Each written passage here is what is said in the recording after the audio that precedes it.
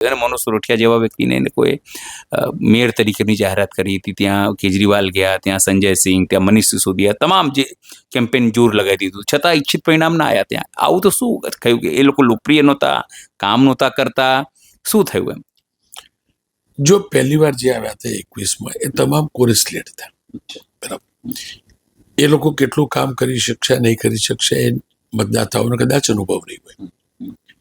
મતદાતાઓની બહુ અપેક્ષા પણ હશે કે ભાઈ બદલાવ આવી જશે તો આટલું કામ થશે. એનાથી વિશેષ એ વખતે એ જે સ્થિતિ હતી અને એક નવી એન્ટ્રી હતી ને, એટલે નવું કોઈ પિક્ચર આવે કે દેખાય તો એકદમ લોકોનું એટ્રેક્શન હોય, અપીલ હોય, અને અપીલ કામ કરી ગયેલી. સેકન્ડથી એ વખતે આપ જે હતું, આમ આદમી પાર્ટી એકજૂથ હતી. એ વખતે આ જ નેતાઓ સુરતની અંદર એક સાથે હતા. અલ્પેશ કથિરિયા હોય, ધાર્મિક હોય કે અનેક લોકો હતા. નેચરલી એ બધા અલગ પડે. અલગ પડ્યા પછી વિખવાદો પણ થયા હશે અને કદાચ એની પણ થોડી ઘણી અસર હોય.